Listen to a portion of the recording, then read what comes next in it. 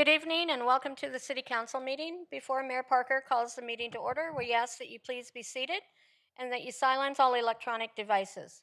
City Council meetings are conducted for the official business of the City Council and to receive input from residents.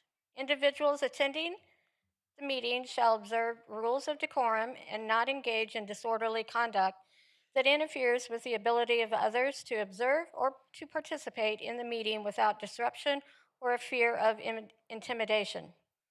Speakers who engage in any conduct or encourage such conduct that interferes with the meeting, including loud and prolonged yelling or other noise creating acts, which make it difficult for the City Council to conduct or continue with the meeting, will have their mic muted and will be removed from the chamber.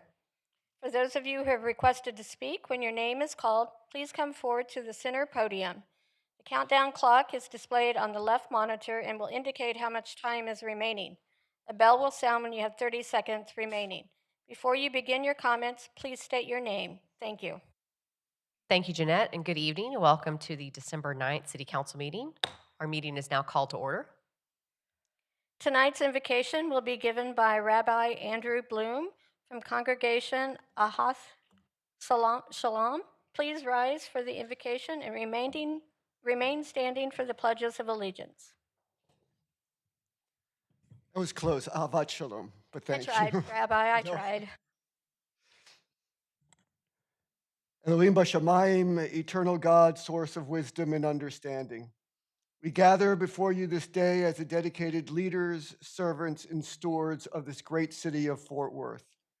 We ask that your guiding presence upon our mayor, Maddie Parker, upon all the members of our city council, upon our city staff, and upon the countless volunteer leaders who give their time, talent, and hearts to strengthen and uplift our community. Our tradition teaches, Hine matov u'manayim shevet achim gam yachad. Behold how good and how pleasant it is when people dwell together in unity. May this spirit of unity guide every conversation this evening. May respectful dialogue, shared purpose, and collaboration be the foundation of all that we undertake. Grant us the humility to listen deeply, the courage to speak with compassion, and the wisdom to recognize the divine image in every person who calls Fort Worth home. Remind us that leadership is not about power, but about service, not about recognition, but about responsibility. As the Deuteronomist in the book of Deuteronomy writes, justice, justice shall you pursue. May we pursue justice with mercy, progress with partnership, and vision with values rooted in respect and dignity for all. Bless this gathering and bless all who labor, seen and unseen, for the well-being of our neighborhoods, our families, and our shared future. Strengthen those who stand in the breach, inspire those who cast bold visions, and encourage those who work quietly for the common good. May our hearts remain open, our dialogue remain honest, and our actions reflect the highest calling of leadership, to serve with a servant's heart, to heal with humble hands, and to leave our city stronger, kinder, and more united than we found it. And let us say, Amen. Council, before we begin the pledges, we do have a special group.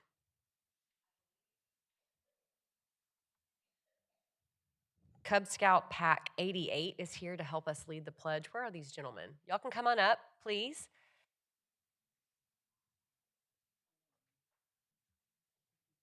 These are some awesome young men I got to meet in my office earlier. Y'all want to help us lead the pledge? That's perfect. You can use that microphone. It's 88 and 195. And 195. Thank you. Come on up, guys. It's okay. Come on up. Don't have to be nervous. That's perfect. Y'all are looking good. Okay. No, keep going. You're good. Come over. Come on. Keep going. Keep going. You're going good. Wave at everybody. Aren't they cute? They're awesome. Okay, y'all ready to lead the pledge? You're in charge. Your flag's right behind you. Y'all see the flag? There it is. Okay. I pledge allegiance to the flag of the United States of America and to the republic of which it stands, one nation, under God, with liberty and justice for all. Under the Texas flag, I pledge allegiance to the Texas, one state under God, one indivisible. Great job, gentlemen. Great job. Thank y'all so much.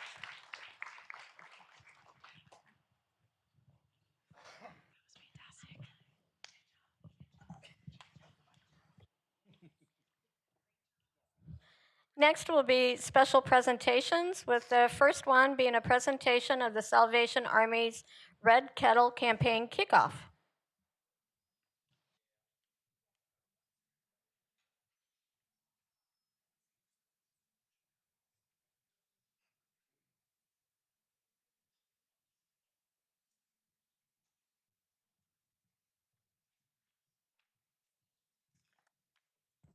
Okay, good evening. If my friends from the Salvation Army want to join me, nice to see y'all. Thank you for being here. Oh, wonderful. I got a bell, y'all, just what you wanted me to have. Look at that. The Salvation Army's iconic Red Kettle campaign is not only a cherished Christmas tradition, it's the largest and longest running fundraiser of its kind, providing vital support for neighbors facing poverty, addiction, and homelessness year round. In 2024, the Salvation Army of North Texas raised more than $1.5 million through the campaign, and this year has set an increased goal of $1.6 million to meet the growing need for assistance.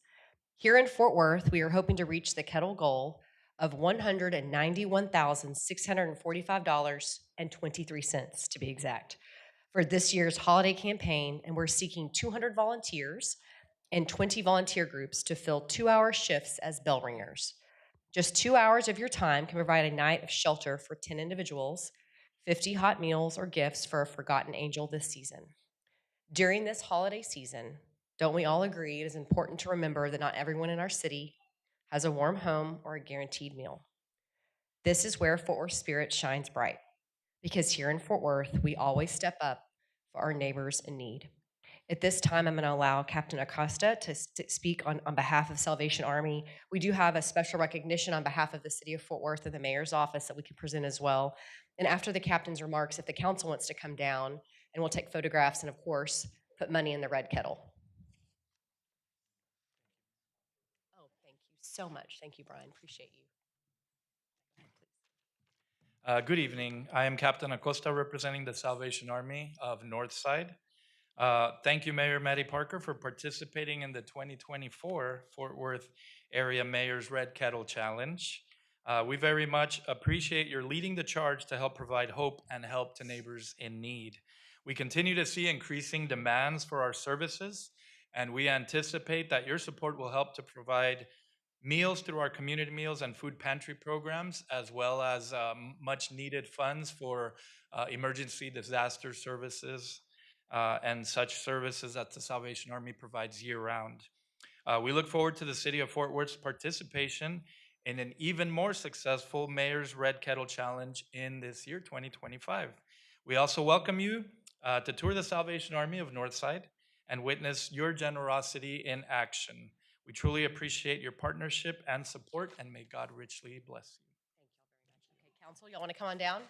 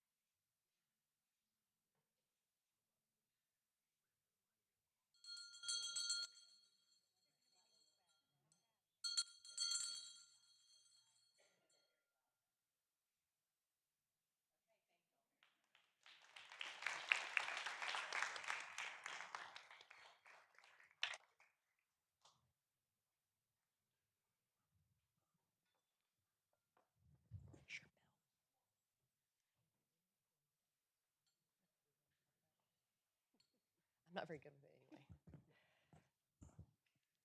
anyway. Okay, everybody now gets to practice their horn frog. Okay. If Chancellor Daniel Pullen will please join me at the podium. If you weren't aware, you've been living under a rock, I think, because we've had an awesome opportunity over the last month to celebrate the 11th Chancellor of Texas Christian University. Congratulations, Chancellor. It's great to see you. I know we have some wonderful students I want you to introduce here in a moment. But this is a significant milestone that really reflects the immense responsibility and influence of this amazing institution, TCU, Texas Christian University, on the city of Fort Worth, on our region, and really across Texas. I know that we're all confident in Chancellor Pullen's ability to guide TCU into the future with innovation, vision, and commitment, not just to the students that call TCU their home university, but to the entire city of Fort Worth. And for that, we are incredibly grateful. At this time, I'd like to invite our chancellor to say a few words. And of course, our council members are welcome to join us for a photograph. Almost everyone on this dais, I think, has a great connection to TCU. We'd like to celebrate in your new role. Go ahead, of course. Well, thank you, Mayor Parker, and thank you to the council. It's an exciting time to be a Horned Frog. By any metric, the university is peaking, and it's peaking because we have chosen in a very deliberate way to operate a university at the intersection of academics and community. And so I want to thank all the leaders, certainly the elected officials, all those that choose to invest their time and ideas and talents and conversations like we're having tonight to make Fort Worth a better place, and to allow us to operate a flagship institution at the highest level. I'm particularly proud of our students. Thank you all for being here tonight. It's finals week on campus. It is a non-trivial investment of your time as well. And this is our leadership team from the Student Government Association. And at every turn, they have been our partners in progress, just as the council has, just as the mayor has, just as the broader citizenry and the other leaders across our community. We have big plans.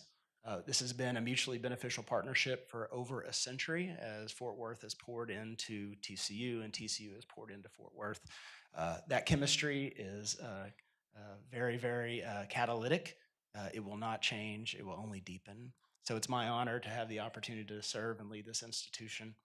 It is my great joy, not only professionally, but personally, to call Fort Worth home. And I just want to thank every single person for believing in TCU and believing in what education can mean to drive community. Go Frogs. Let's take a picture, Selby.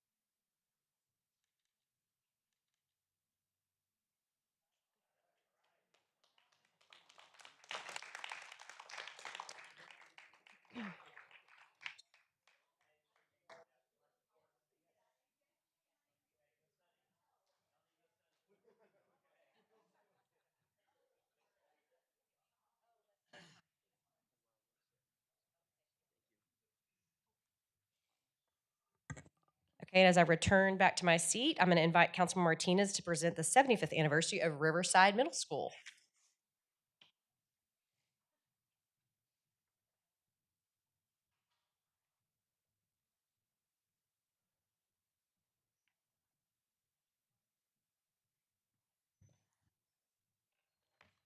Mayor and Council, I have the distinct honor and pleasure to recognize Riverside Middle School tonight for their 75th anniversary, and Principal Anel Saldivar is here, and she will join me at the podium.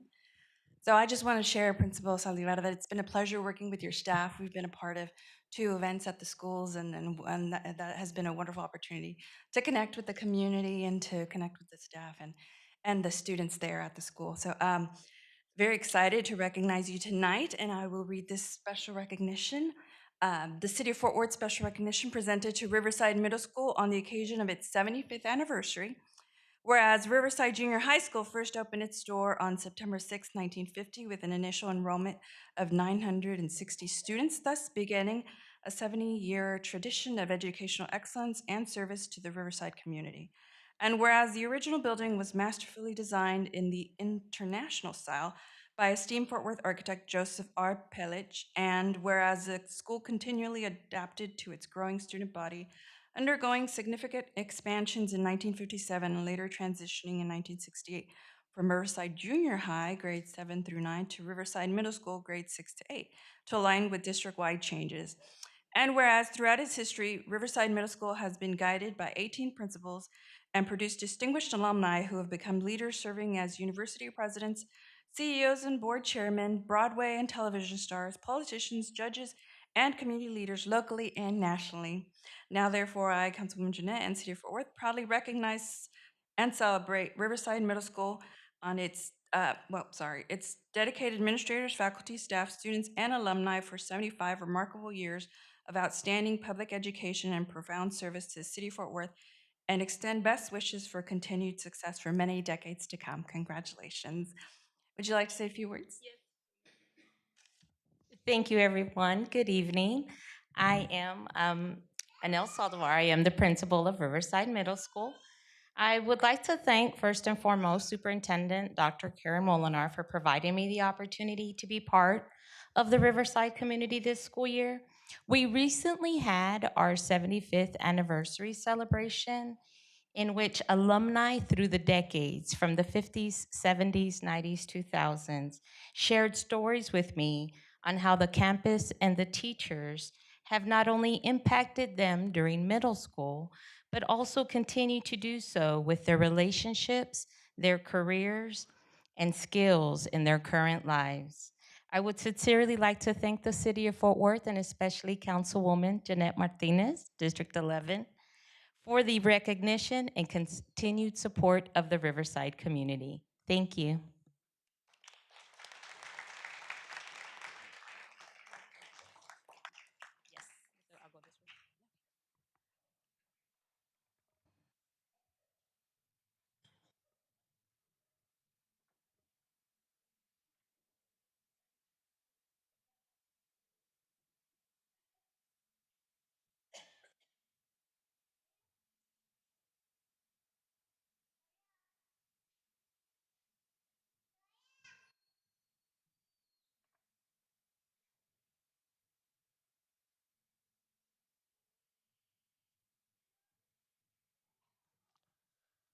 Next will be a presentation of a recognition celebrating the 30th anniversary of the Women's Business Council Southwest.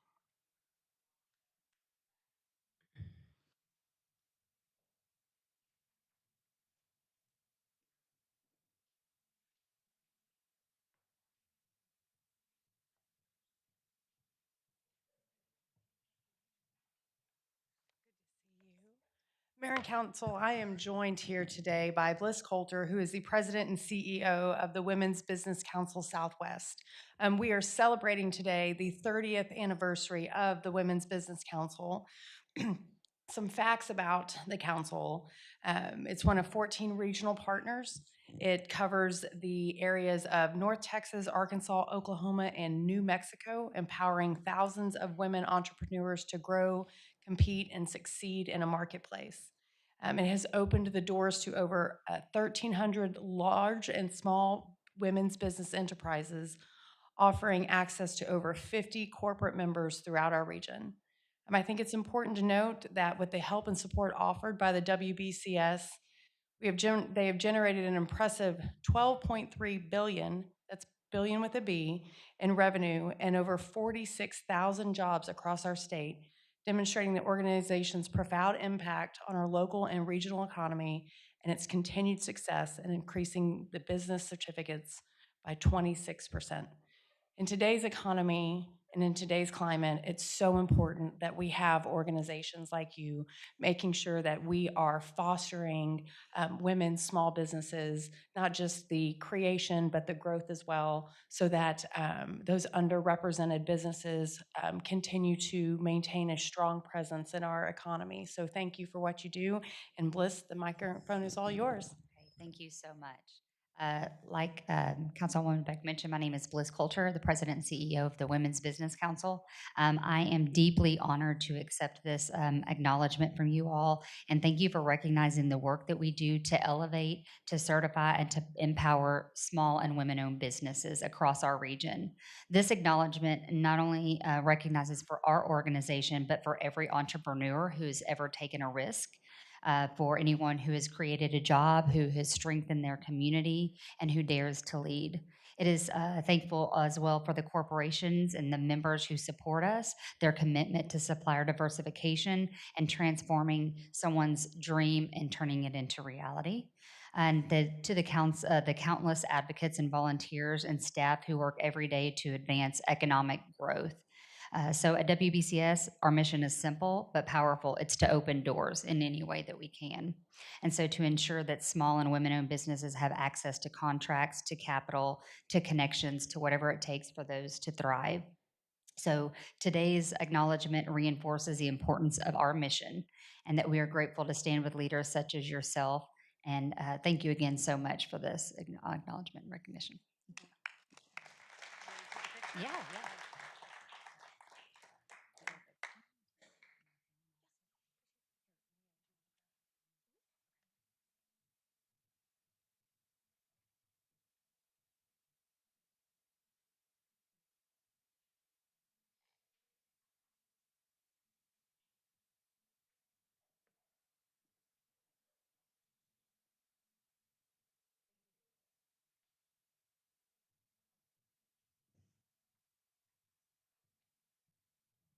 And our last presentation will be recognition of the graduating class of the Landseer program.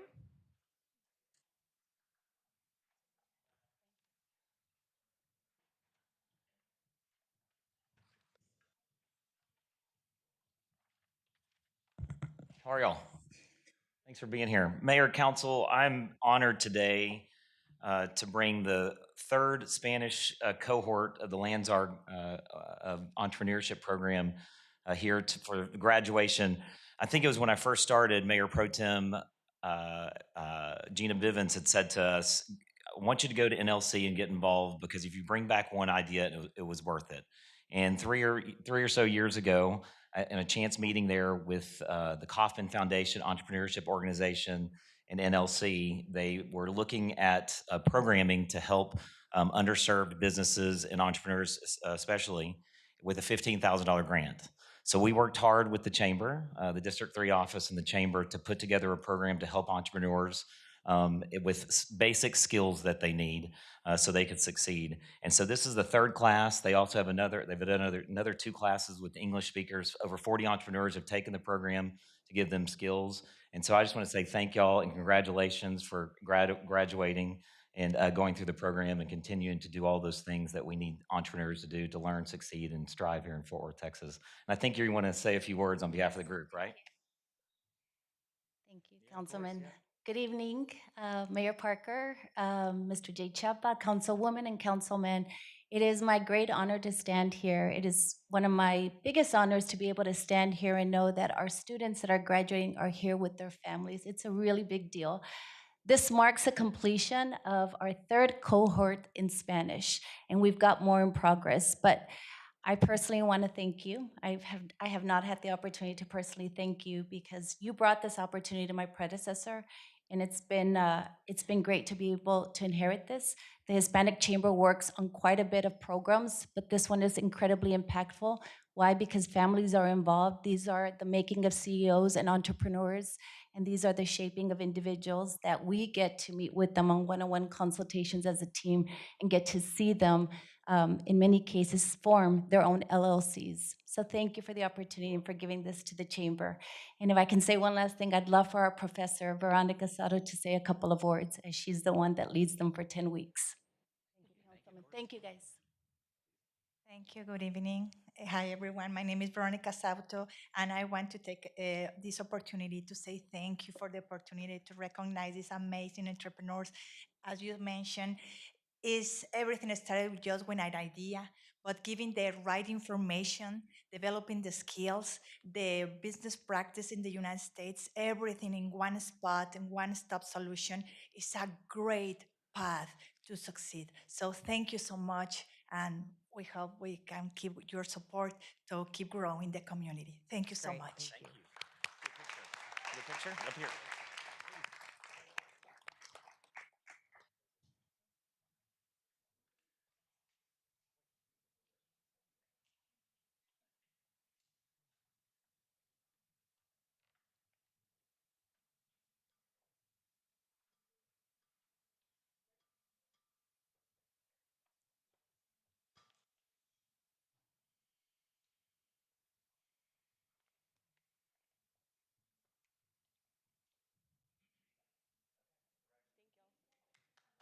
Thank y'all.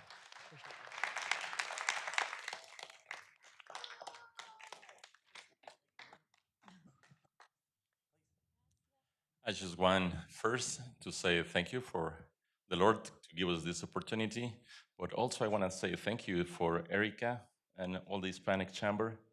I want everyone to know the effort that they do for doing that for entrepreneurs, doing training, and putting in a lot of effort. So they get a lot of resources, a lot of the time. There's 10 people working on the team, doing a great effort. So I just want to say thank you for all the authorities here.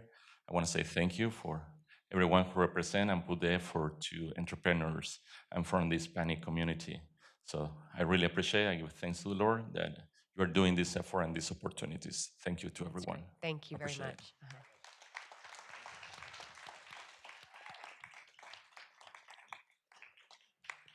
Next will be items to be withdrawn from the consent agenda.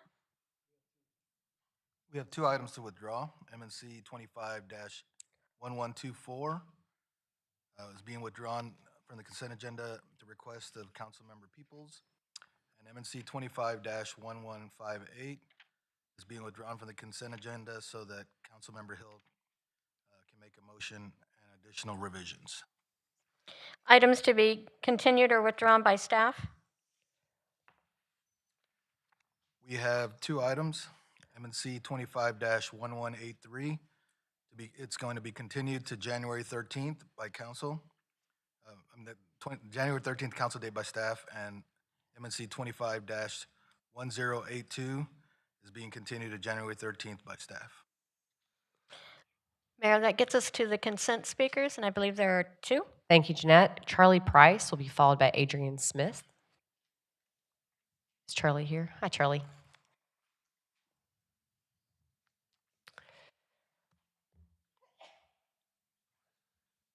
Charlie Price, Development Corporation of Tarrant County, at the Old South Pancake House on the second floor. Okay, so we're basically one of your community housing development organizations, and we've been asking for a 50% tax exemption on a couple of properties on the agenda. So we just want to say thank you for considering it. It's a small tax exemption. I know staff is probably against it because it takes away from tax revenue, which has been an issue. At the same time, I think it's necessary because what we're going to spend the money for is security upgrades, straight up. Flock cameras, more cameras, work with the PD where the cameras need to be, all kinds of different things like that. So, and we're your local nonprofit.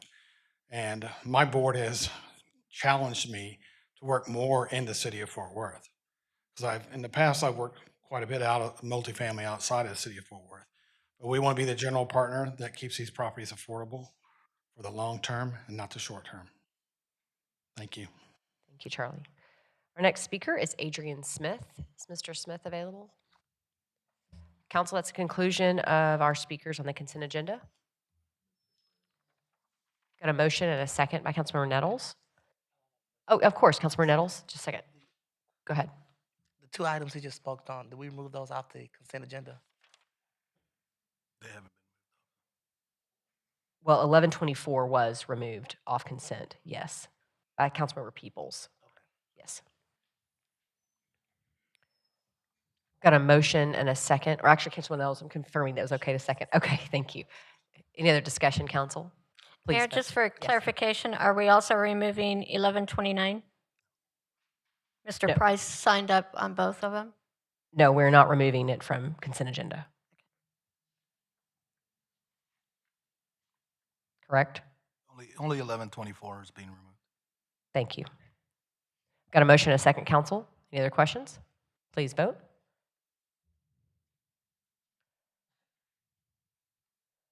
Motion carries.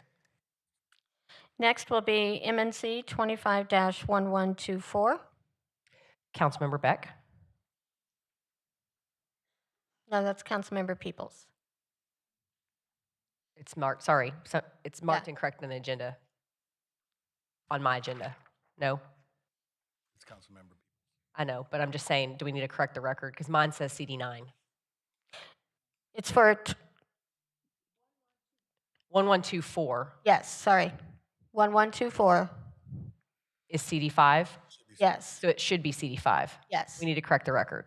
Thank you. Councilmember Peoples? Mayor and council, I ask that we move this until the January 13th meeting. I was only given notice of this yesterday at 5 o'clock, and I would like to visit with staff about it. Got a motion and a second by Councilmember Peoples. Any other discussion? Please vote for continuance. Motion carries. Next is MNC 25-1158. Actually, Councilmember Hill has a motion for that one. Councilmember Hill? I move to approve MNC 25-1158 with the following revisions.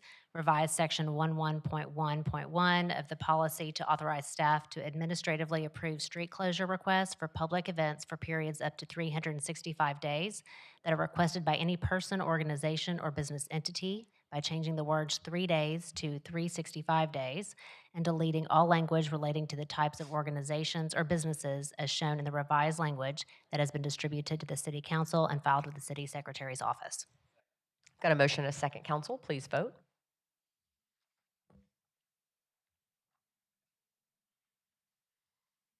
Let me try one more time. Thank you. Motion carries. Next will be upcoming and recent events and recognition of citizens by council. Councilmember Flores? Thank you, Mayor.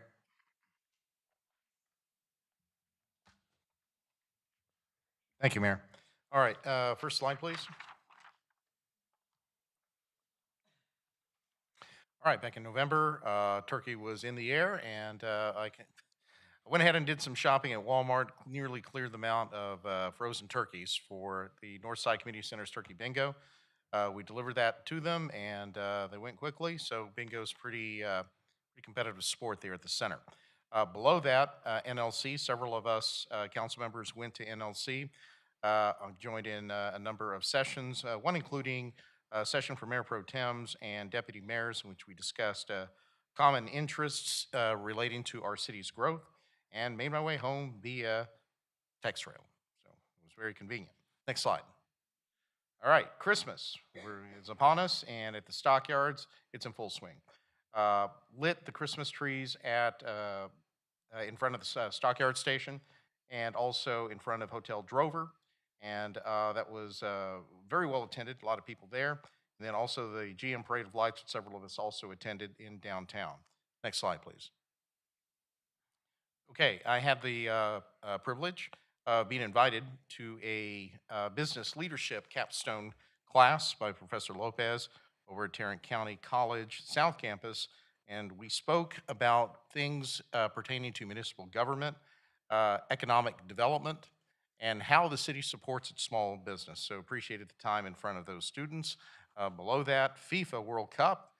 We've been talking about that, doing a lot of things here in Fort Worth lately about that. So a few of us attended the 2020 draw party there at Billy Bob's, Texas, and that was a lot of fun. Next slide.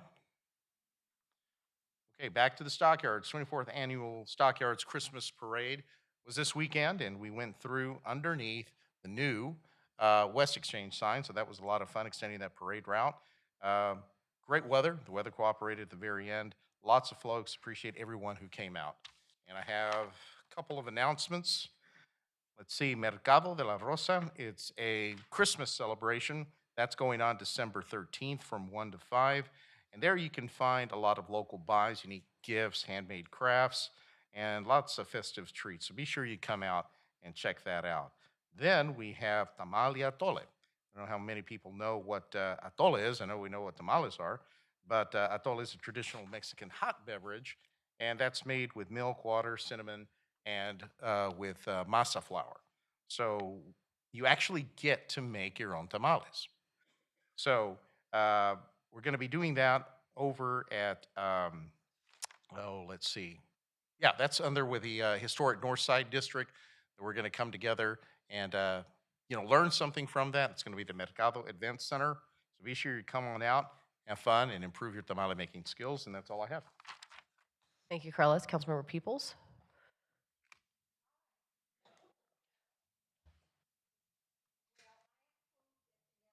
Learning. And so I want to thank, I saw Roger Venables out in the audience tonight, but I had the honor with my staff of visiting with the Fort Worth Aviation team, and we took a tour of Meacham International Airport tour in advance of the World Cup and what we're going to be doing. It was absolutely a fabulous day.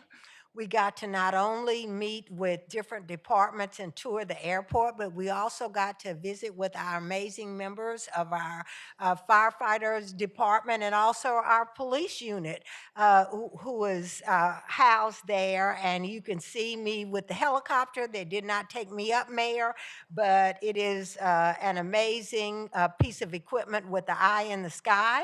And I got to sign the plane, and I just want to thank the team at Meacham that handles our aviation department. They're a small but mighty team, and we are in good hands, and the skies are extremely safe. Next slide, please.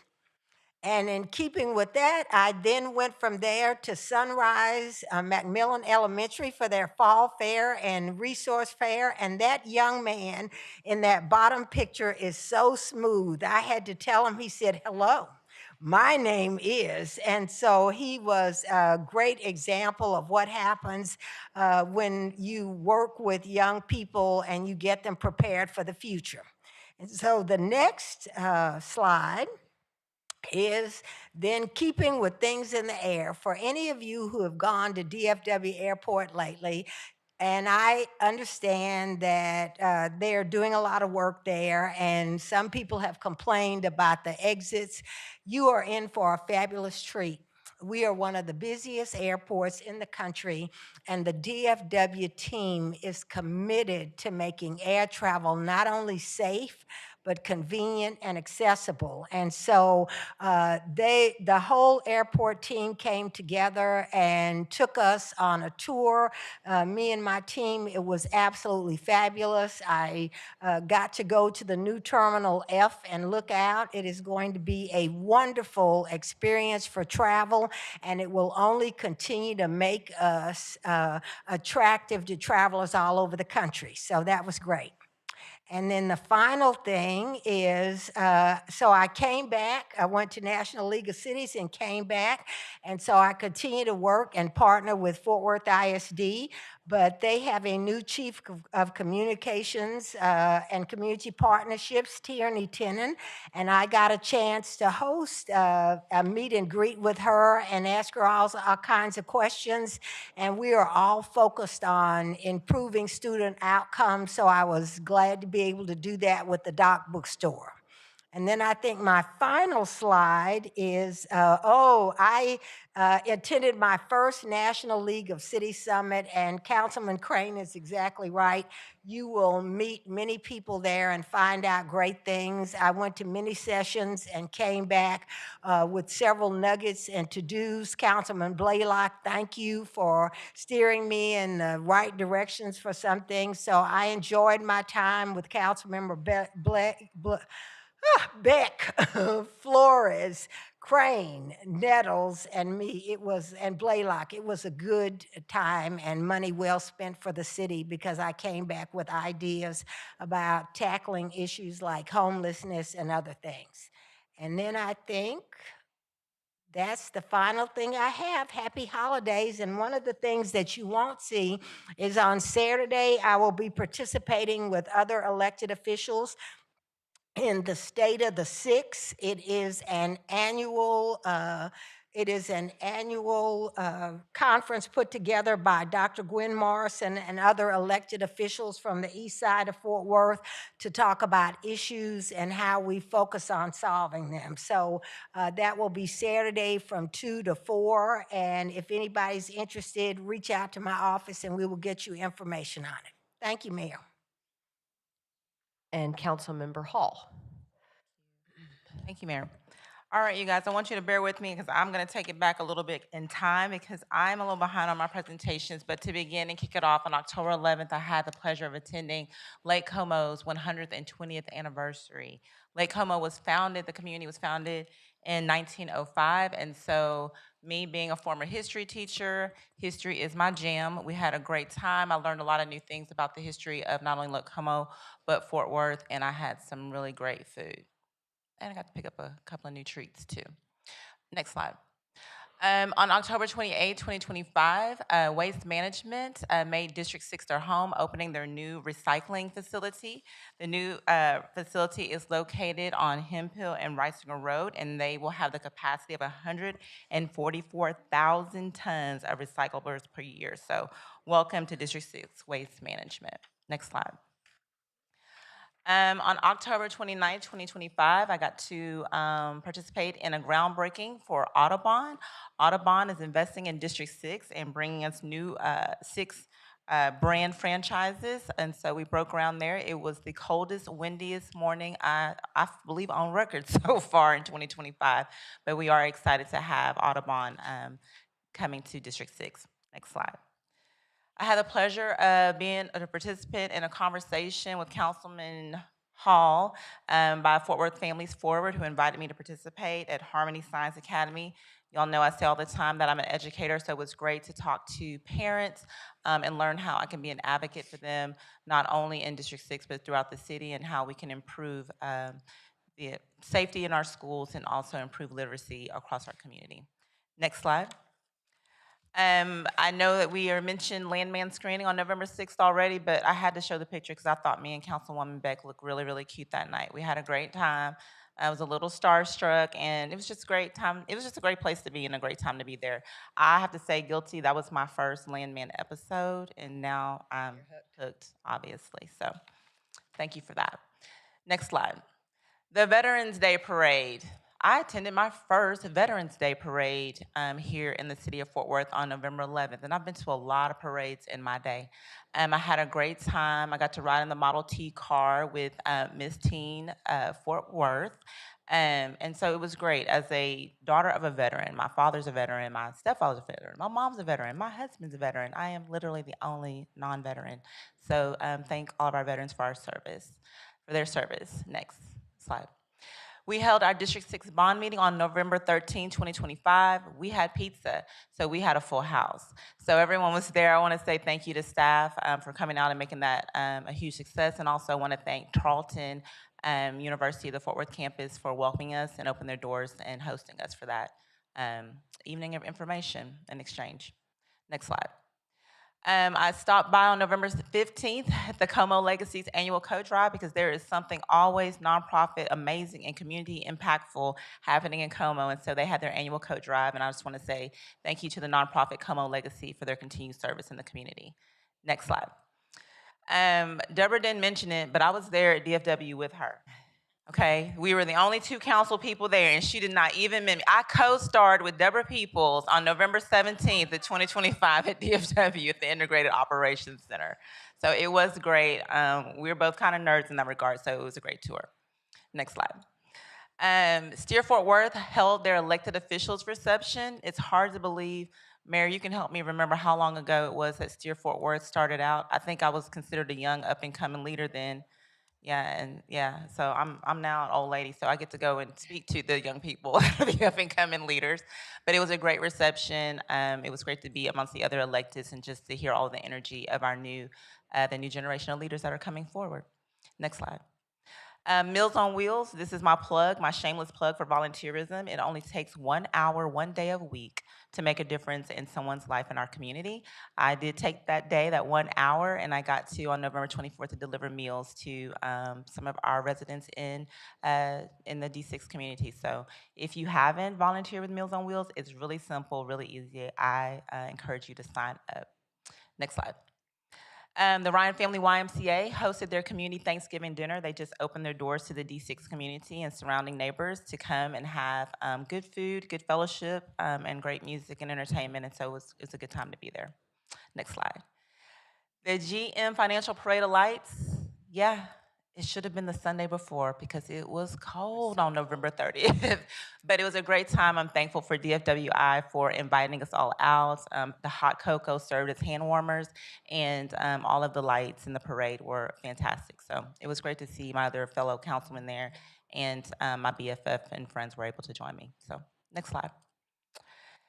Just a few announcements. The Mayor's Community Engagement Workshops and Neighborhood Awards. I repeat, the Community Engagement Workshops and Neighborhood Awards. It's happening.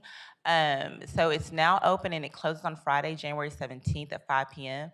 Please nominate someone for projects that they're doing in our community and that are making a difference. Next slide. We have one more immunization clinic. So if you still need immunizations for your students, your children, December 13th, this weekend is the last opportunity. Next slide. And this is the last slide, I promise. The Work on Me toy drive is going to be going on until December 18th. They're a nonprofit, Work on Me, that operates out of D6. And so I will be volunteering with them coming soon.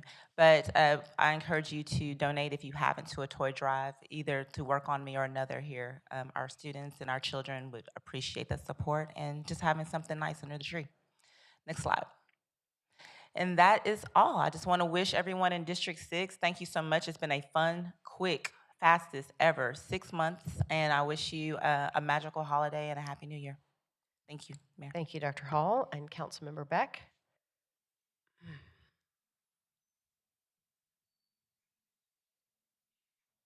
Is it not working? I think Try again. Councilmember There we go. Nettles There we go. has.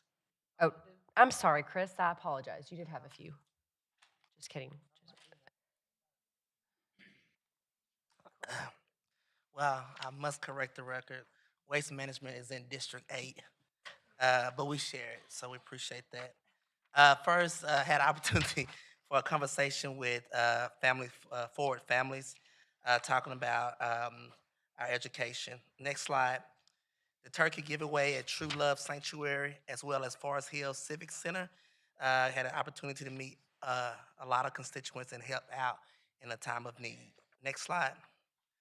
Also attending the Parade of Lights with other council members, as well as Trinity Metro, the Joy of Life. Next slide, please. We have a town hall meeting with Police Chief Eddie Garcia to discuss issues and concerns on South Riverside. So we asking all neighborhoods connected to South Riverside to come out on Wednesday, December the 10th, from 5:30 to 6:30. And I believe those are all my slides. Thank you. Thank you, Chris. Councilmember Beck. Okay.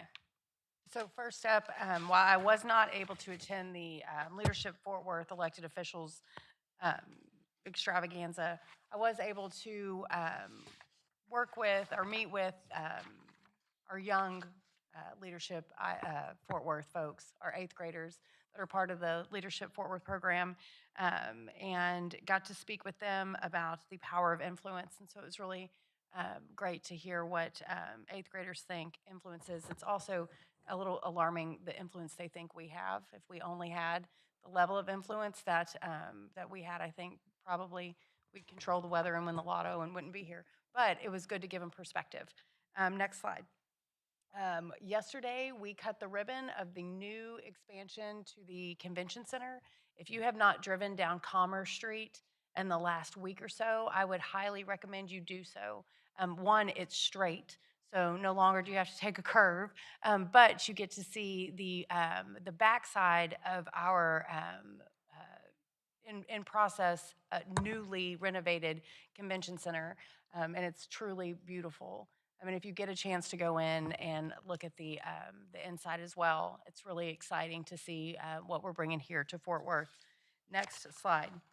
Okay, it is not too late. If you're sitting here and your belly is rumbling and you don't know what you want to do for dinner, call iFratelli, order a pizza, and all the 15% of the proceeds will go back to Lily B. Clayton this evening. Next slide. Okay, if you need a Christmas tree and you have not purchased your Christmas tree yet, or if you already have and you want to get another one, the Optimist Club is selling their live Christmas trees on the corner of University and Lancaster in the Farrington Field parking lot. I don't know how many years they've been out there now. I know that I've never known a Fort Worth without Christmas season without them set up out there. But so you know, those proceeds from the Christmas tree sales go directly back into the Optimist Club's programs. And here in the city of Fort Worth, it's really about youth sports for them. So please make sure you go out and spread some Christmas cheer by getting a Christmas tree out at Farrington Field. Next slide.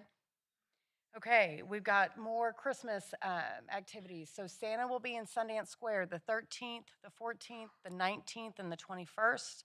If you are unsure if you've been naughty or nice, now that's your opportunity to go and check in with Santa. Make sure you get on the good list. We also have December 12th, How the Grinch Stole Christmas in Burnett Park. Next slide. Also on December 12th from 6 to 9, we have free pictures with Santa and the annual glass tree lighting at Seneca Studios on Magnolia. Next slide. December 12th at 10 a.m., we have the unveiling of the Loden Street mural with our Parks and Rec department. Next slide. Okay, coming up January 22nd is our point in time count. That's when volunteers around the city go out and quite literally count the homeless individuals in our community. If you have never volunteered for Point in Time, my challenge is for you to volunteer this year.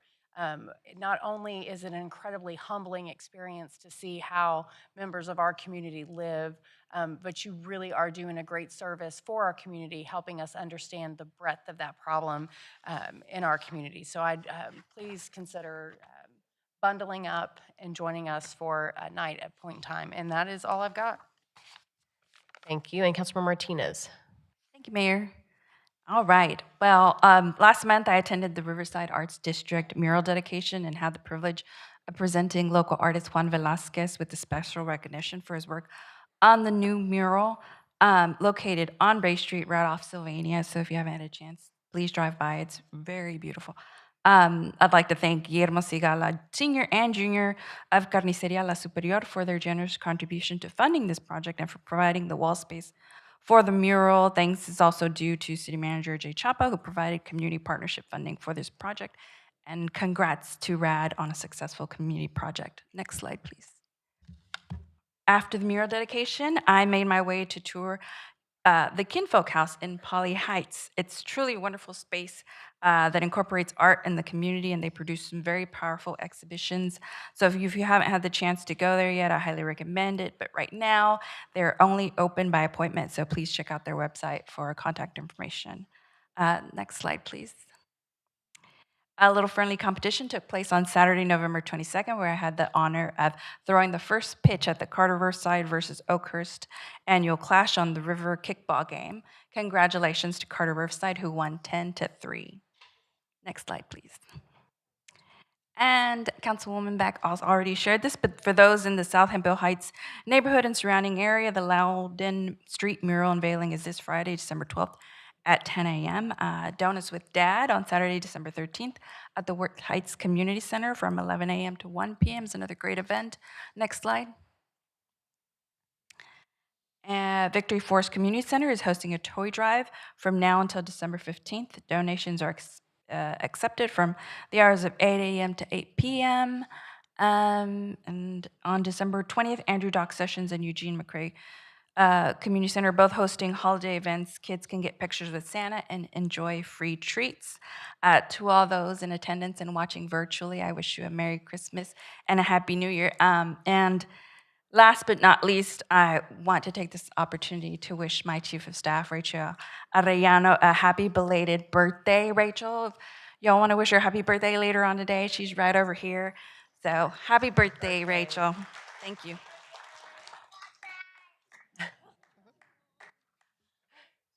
Thank you, Jeanette. I just have one that I don't have a visual for you, but for those that are trying to think about Christmas, there is a free bike giveaway in Council District 9, Councilmember Beck's district at Farrington Field on this Saturday, December 13th. Gates open at 6:30, and a free bicycle will be given, one per vehicle. And if you've never been, it is an incredible event, and families line up as early as 4 a.m. to get in line for that bicycle opening at 6:30. So I hope to see you there on Saturday. Mayor, next will be non-consent speakers. Thank you. Our first speaker is Bob Willoughby, followed by Adrian Smith.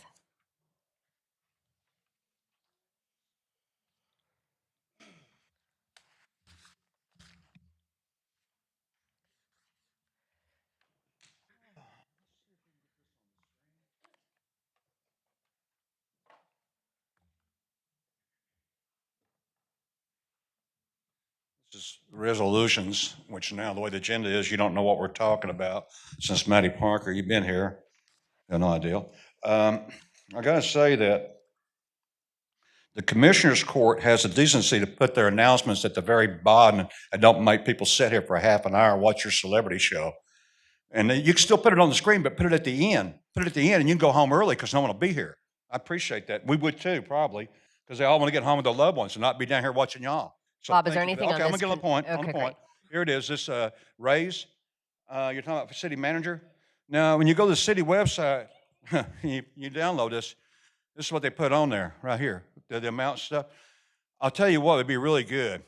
Maybe if you'd add a little bit and show how much the city manager's salary is. How much is the attorney's salary is? How much the secretary's salary is? How much is 5%? You know, the city manager.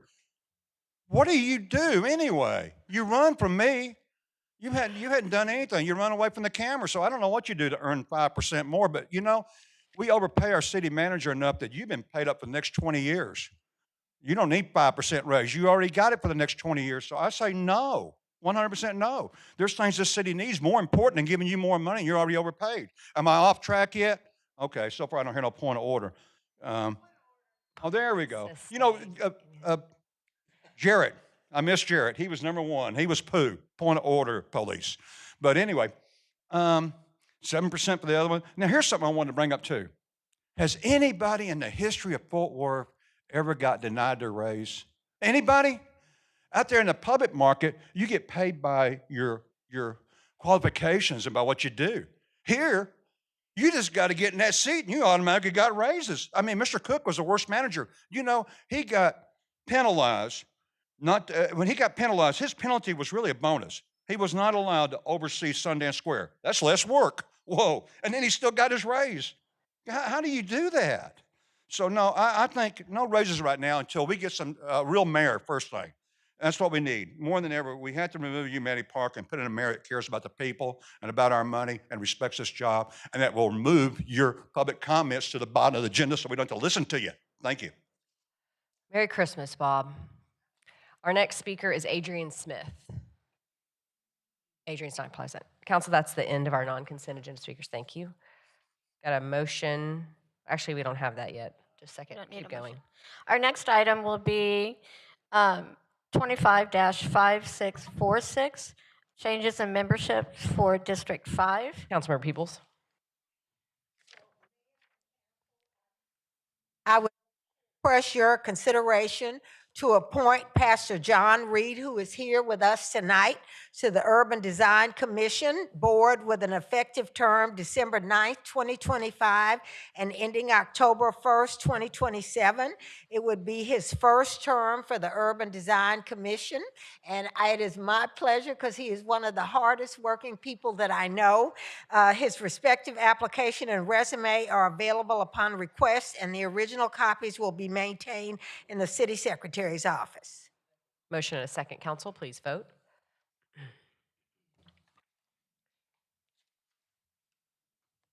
Motion carries.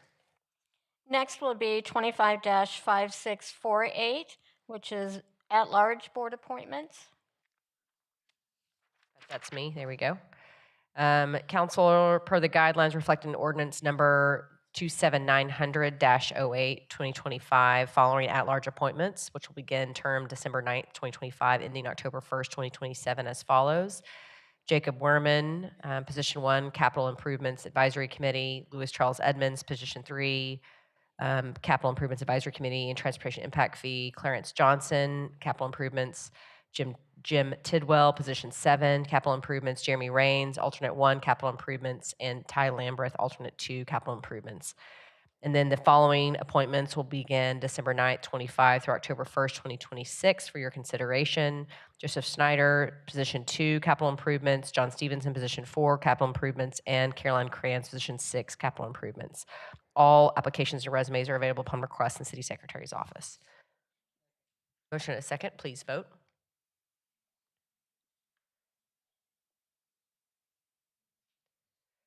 Motion carries. Next will be 25-5615. A motion and a second, council, please vote.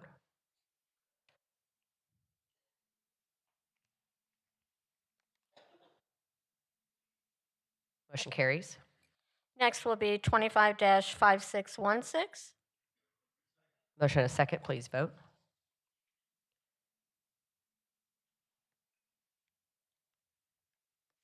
Motion carries.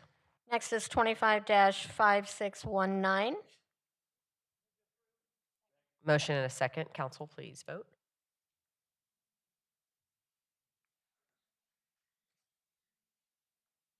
Motion carries. Next is 25-5620. Motion and a second, please vote.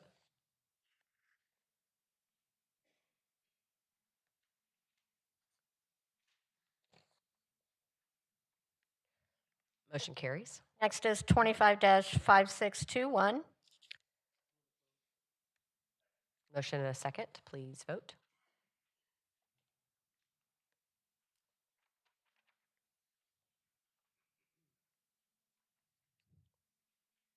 Mace, try one more time, thank you. Motion carries. Next is 25-5622. Motion and a second, please vote.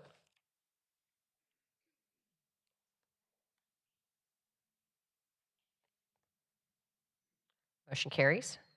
Next is 25-5623. Motion and second, please vote.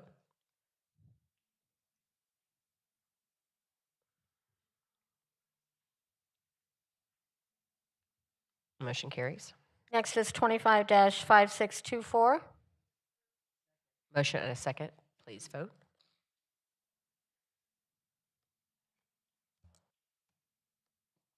Motion carries. Next is 25-5625.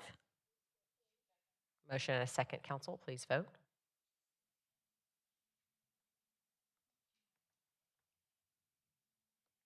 Motion carries. Next is 25-5626. Motion second, please vote.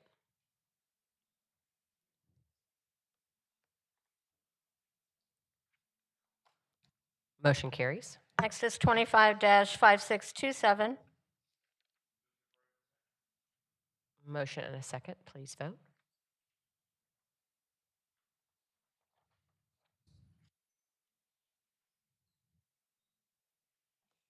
Motion carries. Next is 25-5628. Motion and a second, please vote.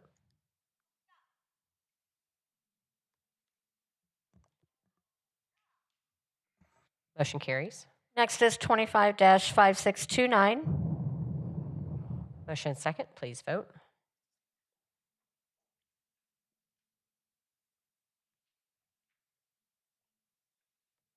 Motion carries. Next is 25-5650. Motion and a second, please vote.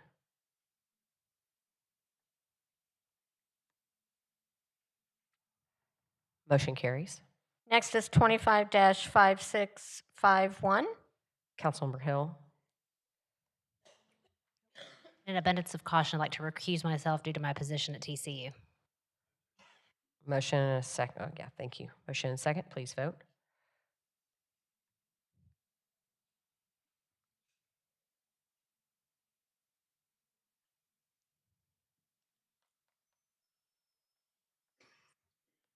Motion carries. Next is 25-5656. Motion and a second. Please vote.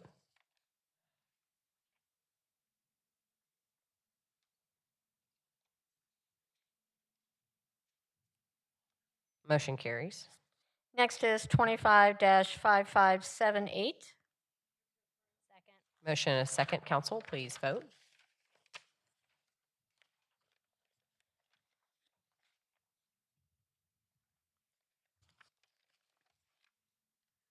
Motion carries. Next is 25-5649. Motion and a second. Please vote.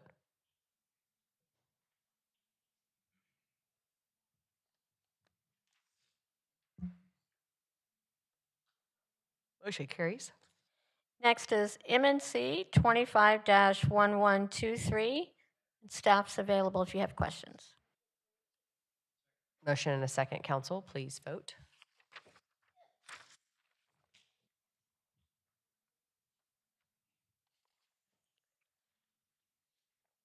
Motion carries.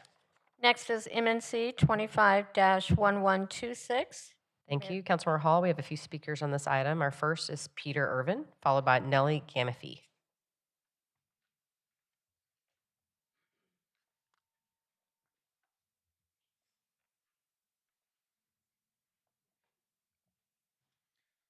It's Jim Fee, and she'll not be making it today.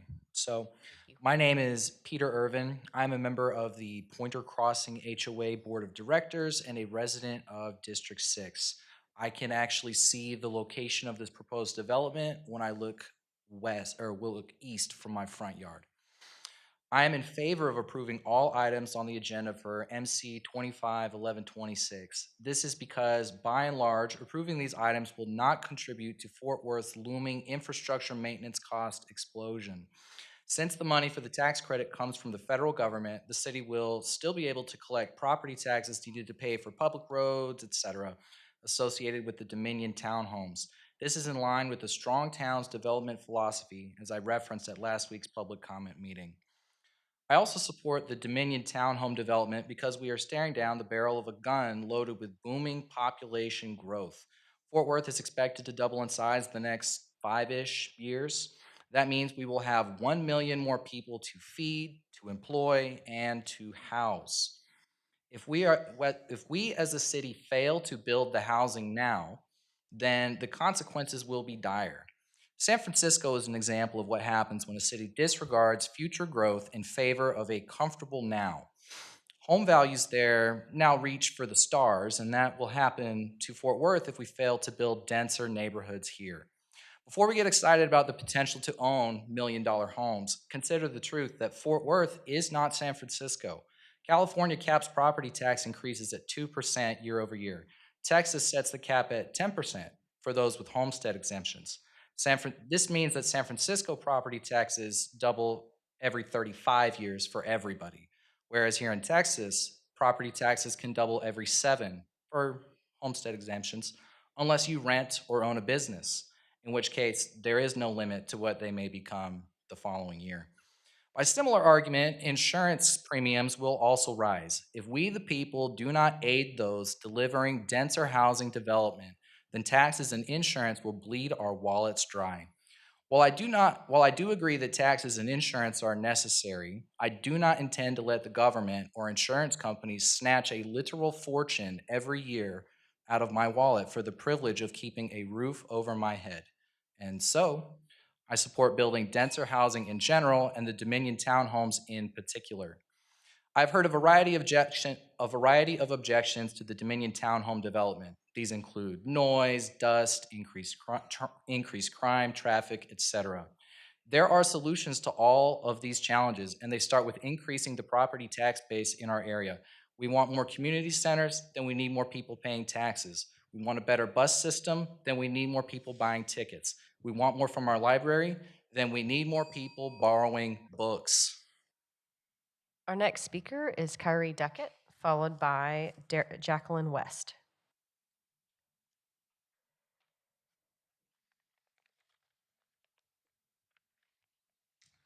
Mayor, Council, Kyrie Duckett with Dominion, the applicant.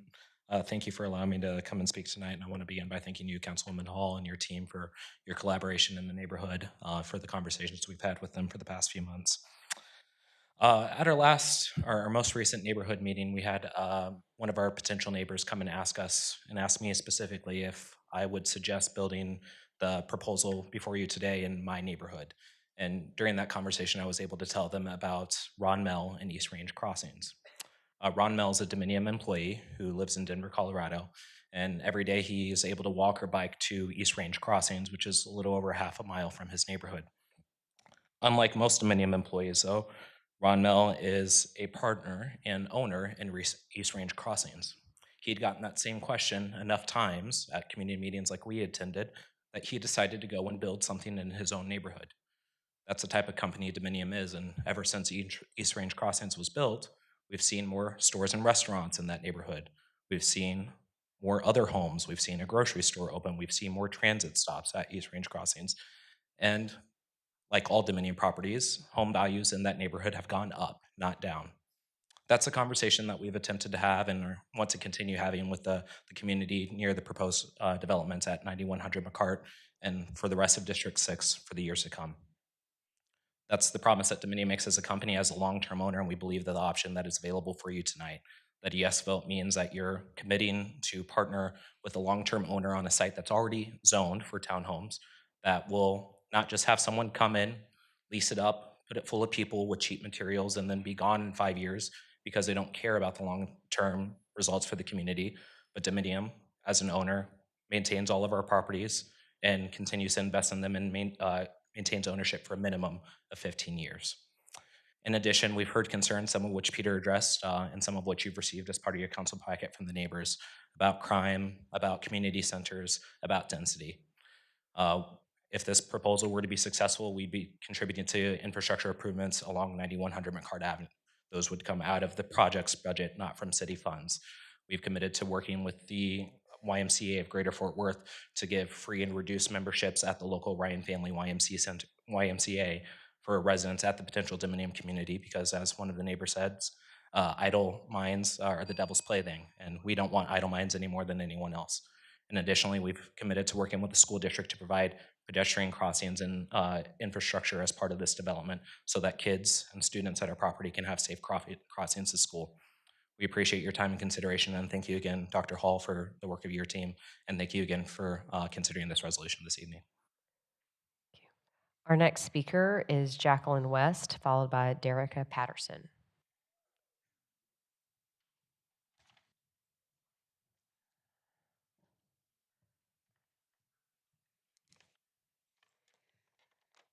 Greetings, Mayor and council persons, council members. My name is Jacqueline West, and I live in Pointer Crossing in District 6 for the last 20 years.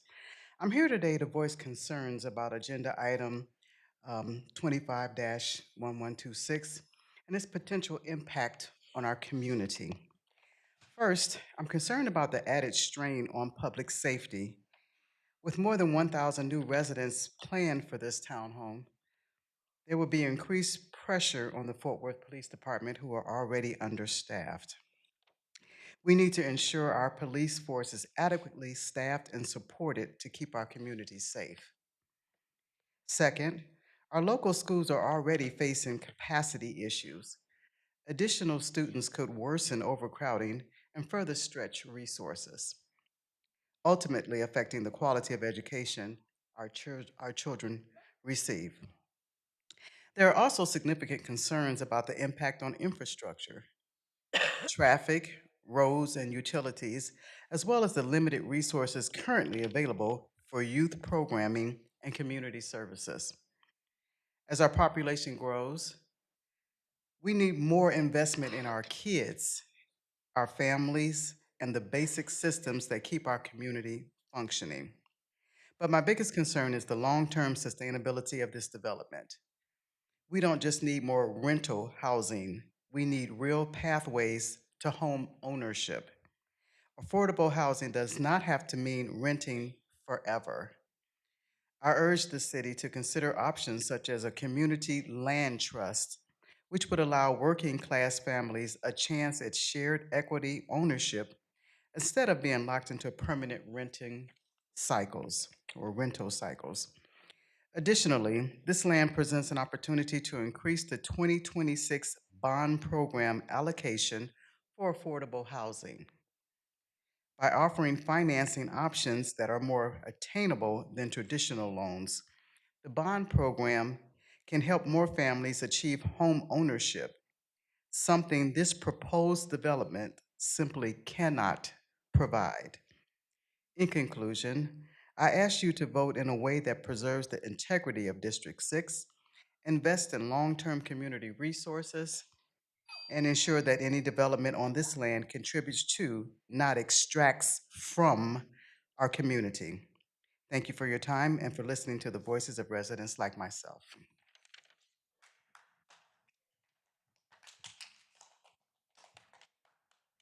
By Martin Molosky. Yes, go ahead. Thank you, Derica. Okay, good evening, Mayor and Council. My name is Derica Patterson, and I'm the president of Rainbow Ridge HOA and a District 6 resident, and I'm speaking today to oppose the tax credit request for Dominium's proposed 328 unit affordable housing income restricted development. I want to begin by clarifying something very important. Affordable housing should not mean encouraging families to become lifelong renters. It should mean creating pathways to ownership and stability. As shared in this very chamber by the president of Trinity Habitat for Humanity, the outcomes of children who grow up in stable owner-occupied homes are dramatically better academically, economically, and socially. We do not have comparable data demonstrating those outcomes for high-density income-restricted rental complexes. And we have not been shown revenue positive projections that match the benefits of home ownership driven models. Next, I want to be clear that I have done my homework. I attended both informational sessions, conducted an independent on-site evaluation of one of their properties in Arlington, and had several direct conversations with the staff. Their professionalism is appreciated, but it doesn't erase the long-term financial implications of this request.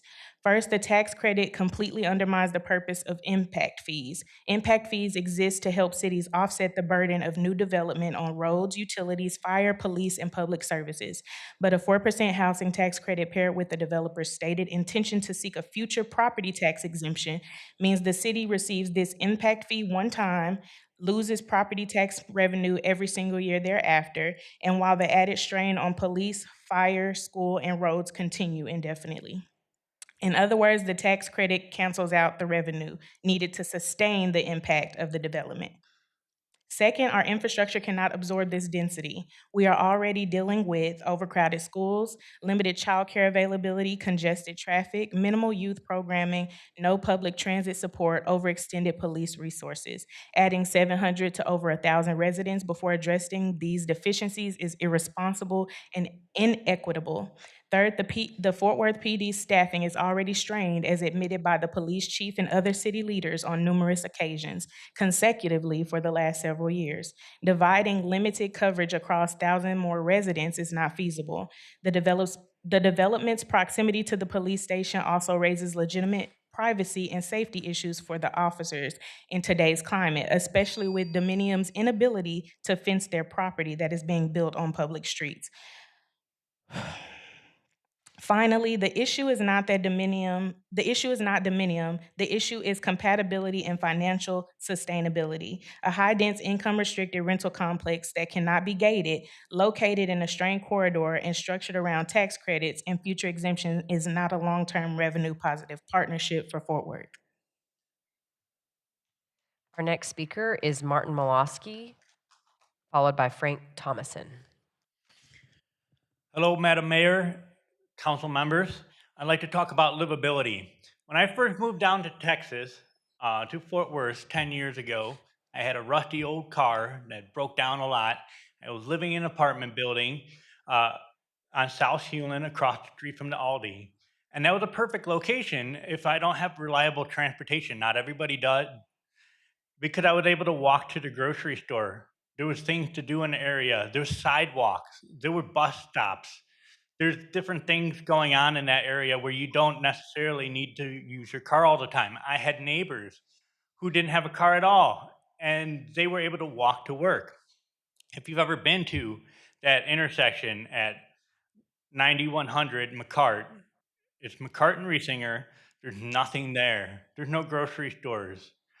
There's nowhere to buy groceries. I have been on the Rosemary Ridge HOA since it started 5 years ago, and we have been begging for a grocery store in our area. There's no grocery stores. You can't buy groceries unless you have a car, and you can drive somewhere to get groceries. There's not a lot of places to go work where you can walk to. There's no playgrounds. We've been begging for playgrounds for years, and we don't have that. So you're gonna drop 1,000 people in here where there's already overcrowded school. There's nowhere to buy groceries, unless you have a reliable car. There's nowhere not a whole lot of places to work where you can walk to because there's not sidewalks, and people walk along Riesinger all the time, and it's kind of terrifying because Riesinger has a reputation for fatalities, and you're going to have 1,000 people there, no sidewalks, not a lot of bus stops, and there's no grocery stores. There's not a lot of stuff to do. People are going to be walking along Riesinger, and you're putting people's lives at risk. We already have lots and lots of homes. We have a lot of apartments. We have a lot of rental units. And like other people said, it'd be good if people could own, their homes or their condos, because then they can get equity. But communities need vision. We need a vision for development. It can't just be homes on top of homes on top of homes. There needs to be things to do, maybe stuff for the youth to do. Put in area where kids can do sports, where they will be occupied. Bring a grocery store to the area. It just doesn't make sense. It just seems like, we're just setting the entire community to fail, including potential future tenants who will just be there with no transportation. Thank you, Martin. Vote no. Thank you.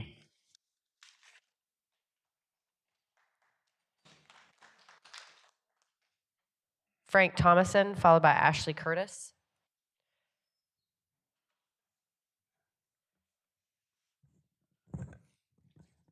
Good evening, Mayor and council members. My name is Frank Thomason. I'm a resident of District 6, and I serve as the board president for the Llano Springs HOA. As most of my neighbors said, this area is a very small area that they're looking to put in these 300 townhomes, up to 1,000 residents. Its single point of entry is a one-lane road in and out, and it is directly behind our current police station, which I feel is going to create a little bit of an operational risk in this area for our police department. I want to echo what some of the other people have said when they've come up here. It's not just that our schools are at capacity. A lot of our schools, unfortunately, in District 6 are also underperforming. And I think this would be an injustice for not only these residents that might come in, but our students that are already currently in the school district. So, I think that the school districts are trying to do a lot to improve that, but dropping in 300 to 500 more kids on these schools, I don't know how they're going to do it. So, and additionally, I want to ask the city council to do two things. First, I want to ask them to deny this resolution, but also I want to see the city council maybe potentially rezone this area. So I don't think R2 is a very good use of this land. I think there's some other things that the city could do here, such as community facilities, parks, maybe some mixed-use development, or just low-density residential. It would be better fit for this area. So I appreciate your time. Thank you for allowing me to speak. Our next speaker is Ashley Curtis, followed by Barnett Person.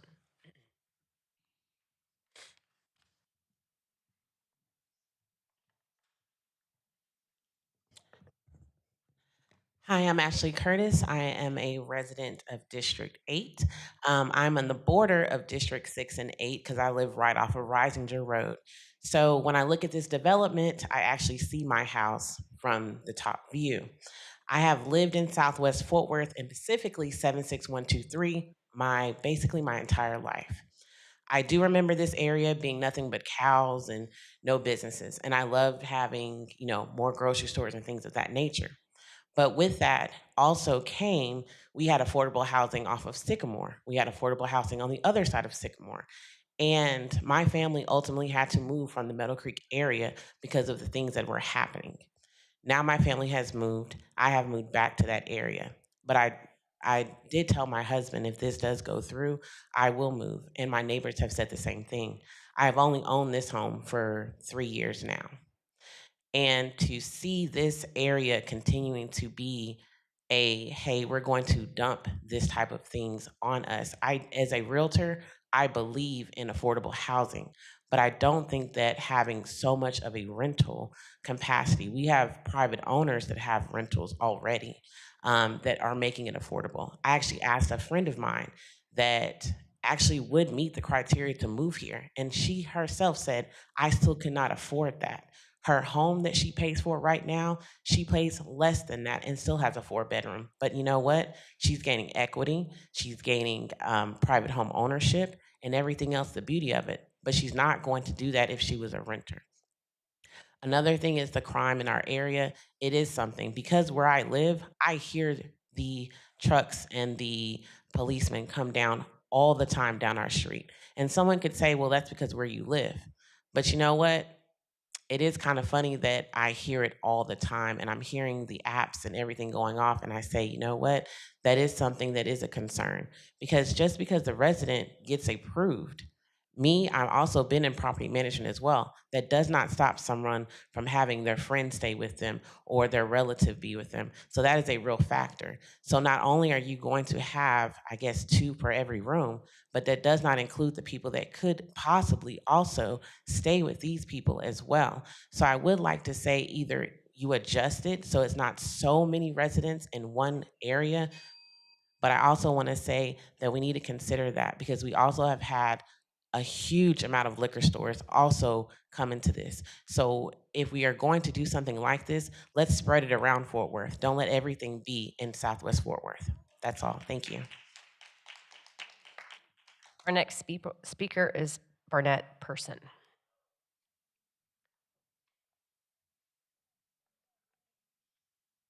Good evening, Council. My name is Barnett Person. I'm a resident of District 6 for the last 17 years. My concern is the development that's proposed in that area right now. I understand the developer needs to build, but as a resident, I understand there's a need to have a planned development. As it stands now, what is planned for the district is there's infrastructure is not set up. We don't have the infrastructure for another 1,000 residents. Risinger Road, starting at Summer Creek Drive to I-35, is already overburdened. The number of accidents, number of traffic fatalities, we just can't handle another without any plan. The only ingress and egress to the planned communities is like one of my residents said, is one lane road in and out. Schools, Dr. Hall, as an educator, you should understand, we should have decent public education, planned education, as opposed to just dumping kids into a school and burden them with an overcrowded setting. And this is what you're doing right now. If you pass this, is that you're dumping individuals into already infrastructure that is not set up. We need to build infrastructures first. That means roads, that means schools, that means public safety. Our police department is overburdened. We just do not have the infrastructure for what is proposed at this time, and you will be just putting an extra burden on not only your police department, your fire department, your education system. Dr. Hall and Mr. Nettles, you were down there on Hemp Hill and Risinger for the opening of the waste management. You understand the need for that road, the improvement of that road. You saw it. You've seen the amount of trucks, cars, individuals that come down that road. That is the road that goes into this development, 9100 McCart. That is the only road, the only artery that runs from Summer Creek Drive to I-35. It's rising the road, and it's already overburdened with accidents and a number of other fatalities. And thank you for your time. Thank you. Councilmember Hall, that's the conclusion of our speakers.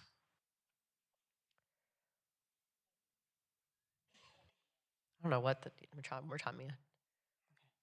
All right, thank you, Mayor. So as Councilwoman for District 6, I want to first and foremost extend my sincerest gratitude to all of our stakeholders, our residents, our faith-based community, our nonprofit partners, our school districts. I want to thank you all for your engagement and your thoughtful feedback regarding MNC 25-1126.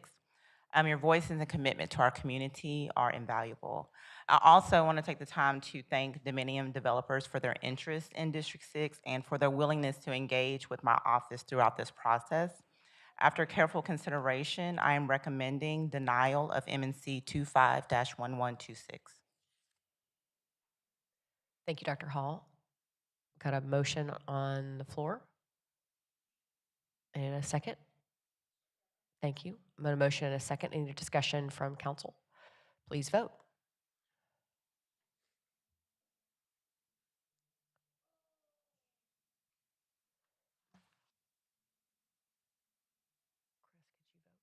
There, thank you.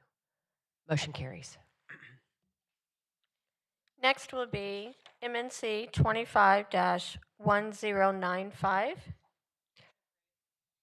Motion in a second, council. Please vote.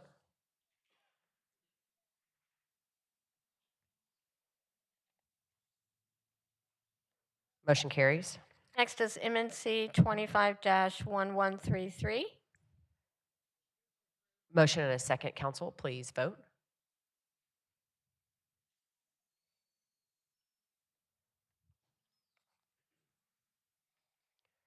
Motion carries. Just as a reference, MNC 25-1183 was continued to January 13th. That gets us to zoning. First one is ZC-24-173. Councilmember Crane. Yes, I'm going to move to deny without prejudice. Motion in a second, council. Please vote.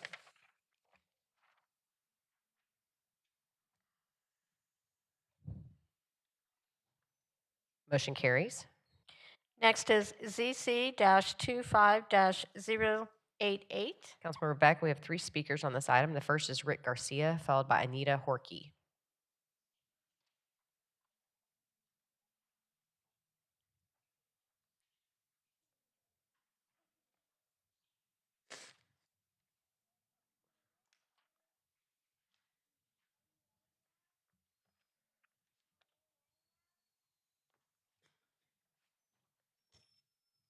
Good evening, Mayor Parker, council members. My name is Rick Garcia, and I'm president of the Pasco Neighborhood Association. I just wanted to restate a few key points about this case, because this isn't just about one property. It's about the long-term integrity of A5 zoning across our city. What happens here sets a precedent for every single family neighborhood in Fort Worth. It's a reminder, this property used to be a single-family home that fit the character of the block. The applicant chose to demolish it, not to rebuild a home, but to pursue a commercial parking lot. That was a speculative decision based on the assumption that zoning protections could be pushed aside. The lot is surrounded on 3 sides by homes, and the commercial parking lot does not belong in an A5 residential district. If this is approved, it sends a message that any home in any single-family neighborhood can be bought, torn down, and replaced with commercial use. That weakens the stability that zoning is designed to provide citywide. For all these reasons, we respectfully ask the council to uphold the zoning ordinance, protect the integrity of the residential neighborhoods, and to deny this request with prejudice. Thank you very much. Our next speaker is Anita Horkey, followed by Michael Hueo. Is Anita present? Oh, sorry. Hi, Anita. Good evening. My name is Anita Horkey, and I live a couple of blocks from the subject property. I respectfully request that you deny the conditional use permit. For the last 15-plus years, past and current residents in the Pascal neighborhood have worked hard to preserve the single-family residential character of the neighborhood. We worked with our council representative in 2008 to have most of the neighborhood rezoned to A5 single-family. We never envisioned that the warehouses and light industrial uses on the most eastern street of the neighborhood would one day become bars and event venues. The proposed parking on the A5 lot would be for the adjacent bar, a business that has already caused problems for neighbors. The requested parking lot will not solve those problems. It will simply help the neighborhood grow and attract more patrons. There will still be cars lining the neighborhood streets during the bar's busy business hours. You may ask how can I state that so confidently? It's because the property has been used as a parking lot on and off for the last 5 years in violation of the zoning ordinance. Even when the A5 lot is full of cars, there are plenty more vehicles parked on nearby streets. Here are some photos to show what I'm describing. The first one on the screen was taken in April of 2021 when I drove by and discovered 26 cars parked on the A5 lot. The property owner's mother, who spoke to me, said her son told her it was okay to use the the lot for parking. I knew otherwise from talking with city staff. Page 2, please. This photo shows the privacy fence that was constructed illegally on the property in November of 2023. I understand that the code enforcement case for the illegal fence remains open 25 months later. Page 3, please. I drove by the lot the night before the zoning commission hearing for this case just to see if cars were parked there. There were. I decided to drive by a few more times before the November 11th city council meeting when the case was first heard. Every time I saw vehicles parked illegally on the A5 lot. Page 4, please. Page 5, please. Page 6, please. Thank you. I wish it were rare to see vehicles parked illegally on the vacant A5 lot, but it isn't. On October 8th, when the Zoning Commission heard this case, the applicant told me and several others in person before the hearing that he didn't care about the outcome of the case. He later testified at the hearing that he didn't care about the outcome. Unlike the applicant, I do care about the outcome of this case. Please help us protect our neighborhood and prevent further commercial encroachment into our neighborhood by denying the conditional use permit. Thank you. Thank you. Michael Howio. Hi, Michael. Thank you, Howie. Excuse me. Well. How well? How well are you doing? Okay. How well are you doing? There we go. Okay. Blessings to the rabbi. What an invocation. With that being said, at the Cub Scouts, that's what our neighborhood's about. We are definitely a melting pot, and we are a buffer to TCU. When I first moved in 20 plus years ago, the TCU girls were up and down the street, but now they are streaming up and down the street because they found Fiesta. And it's a great trip straight from TCU. So we are here as a neighborhood to protect the integrity and the public safety and the public health of everybody that goes to TCU as a pre-med, pre-law, accounting, engineer, and also the little Cub Scouts that are popping up in our neighborhood from the families that have moved in. A year ago, I was in Milwaukee, Wisconsin, going door to door. Wow, I met somebody. They said, "Where are you from?" I said, "Fort Worth." He said, "TCU?" And I said, 2 blocks away. His daughter was going to TCU as a nursing student from Milwaukee. And I said, "Don't worry about it. If you need anything, here's my number. Call me, and I'll help out." TCU is a remarkable institution, and it deserves a remarkable neighborhood next to it. And our neighborhood is already remarkable, and we will protect the TCU students that live in our neighborhood. I have like 12 next to me. So guess what? Please for the public safety and the public health, please deny this parking lot. And that's it. And please deny with prejudice, so we don't have to do this again. Thank you. Thank you, Michael. Councilmember Beck, that's the conclusion of our speakers. I will move to deny with prejudice. Motion and a second. Council, please vote.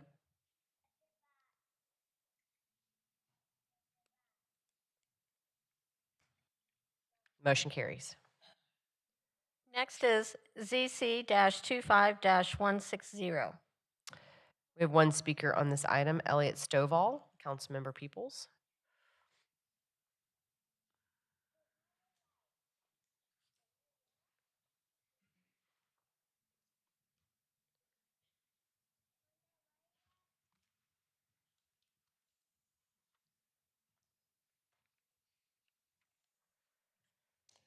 Good evening, Council. My name is Elliot Stovall. I'm the project engineer for this project. I'm here on behalf of the owner, Mr. Jabner. Just to answer any question that you may have, and also to inform you that the owner has met with the community. He has met with the Historical Stop 6 Neighborhood Association. He has met with the Historical Carver Heights neighborhood through the assistance of Deborah Peoples, Councilwoman Deborah Peoples' office. And these community organizations were first against zoning E, but after meeting with them and voicing concerns, they are in support of zoning ER for the site. And the owner would like to go forward with zoning ER. And we'd like you to consider to approve zoning ER for that site. Thank you. Thank you, Mr. Stovall. Councilmember Peoples. Well, Mr. Stovall, thank you very much for that. And as you all know, we moved this to the agenda tonight to give you an opportunity to meet with those neighborhood associations. And so I think you know, as I told you and I told your client, I am in favor of commercial development and economic development in that neighborhood, but also know that ER would would prevent the sale of alcohol and liquor, and that I am adamant about for that neighborhood. So I am glad that you are in favor of the ERSOS designation. And then so Mayor and Council, I would like to move that we approve the request to zone from A5 SSO, one family residential, to SSO. Got a motion and a second. Council, please vote.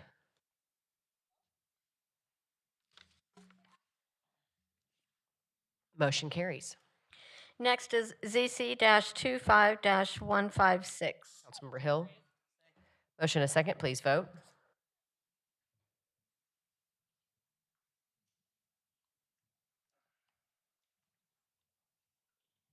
Motion carries. Next is ZC-25-139. We have two speakers. Councilmember Martinez. The first is Kayla Deonda, followed by Christina Palencia Snoke.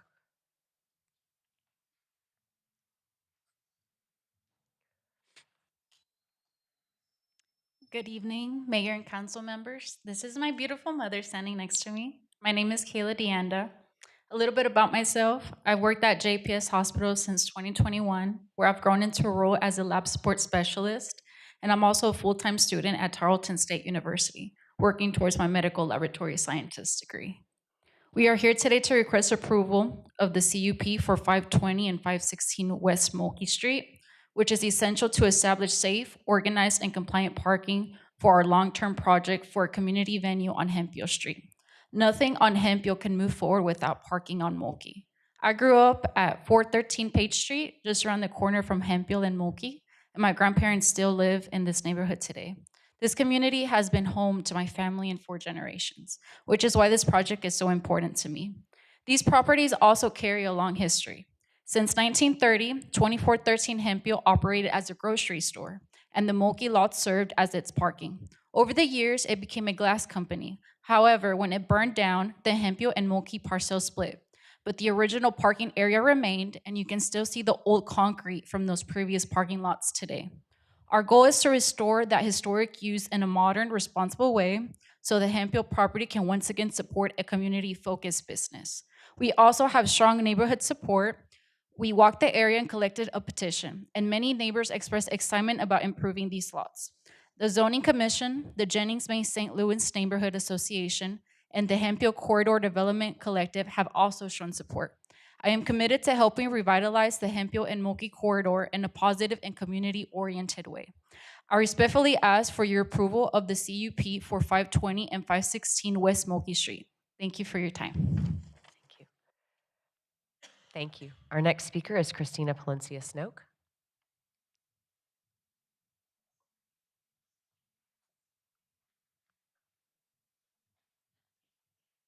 Good afternoon. I'm actually, my friend, Angie Blockowitz, is president of JMSL. She was not able to attend today, but she sent her speech, and if I'm allowed to say her speech, I'd like to. Okay. I'm here today in support of the family and business owners who live in JMSL area and own the properties directly surrounding the proposed zoning change. This is not an outside developer, not an investment group, not someone parachuting in and cashing out. This is a rooted family in JMSL that has maintained their properties, participated in neighborhood conversations, and consistently shown up for community needs. They are invested because this is their home, not just their project. Approving this zoning request creates a pathway for them to activate their other spaces into an event venue that will serve the neighborhood with intention and community building moments that our area historically lacks. We talk often about wanting development that reflects the community, that lifts the people who already live here rather than displacing them. This is that opportunity. It is rare that a zoning case represents legacy residents building something for the neighborhood rather than a project imposed on us. I encourage you to support this family's vision that preserves their presence, strengthens our Hemphill corridor, and gives JMSL a space built with heart, accountability, and long-term commitment to community greatness. And if I could just say something on my part, I'm from Rosemont, and I regret that we couldn't take a vote on this case. I think that an event center like this family wants to do is much needed.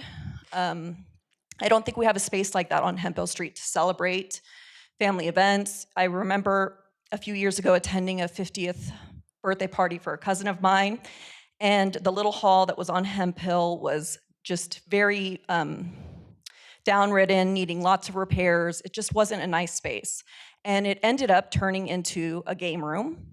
And I just want to give a shout out to our Councilwoman Martinez for working with our neighborhood police officer and getting that shut down recently in the last month.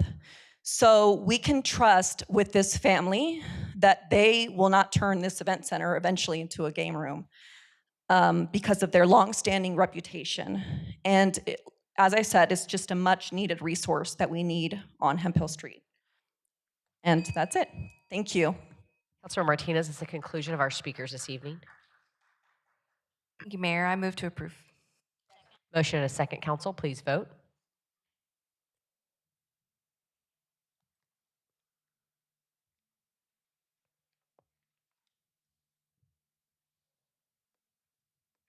Motion carries. Next is ZC-25-165. Councilmember Hall. Got a motion and a second, council, please vote.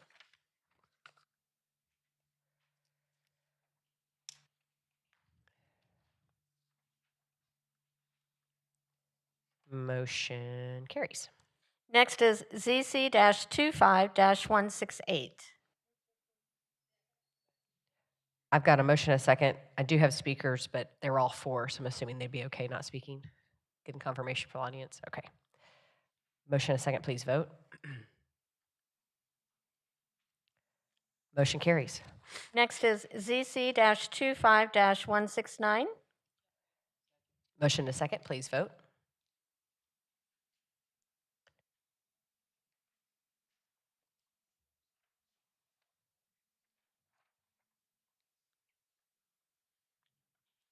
Motion carries. Next is ZC-25-176. Motion and a second, please vote.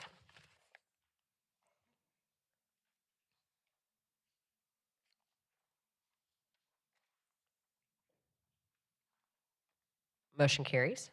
Next is ZC-25-177. Motion and a second, please vote.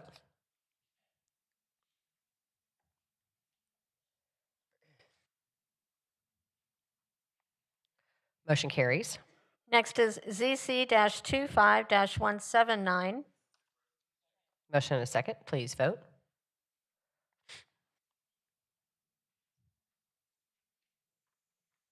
Motion carries. Next is ZC-25-180. Councilmember Nettles. Motion and a second, please vote.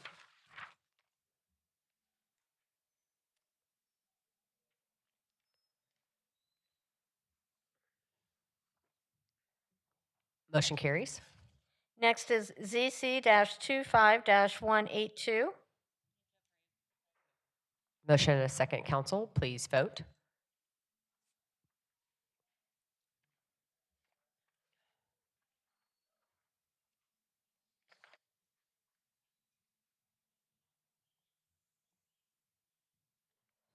Let's our halt, try one more time. Thank you, no worries. Motion carries. Next is ZC-25-190. Got a motion and a second, please vote.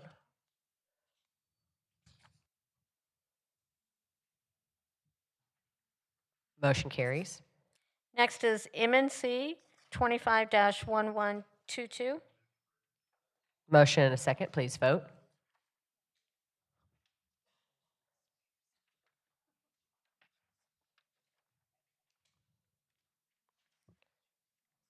Motion carries. Next is MNC 25-1101. Councilmember Hill. I think you have language on this. Okay, go ahead. Oh, there we go.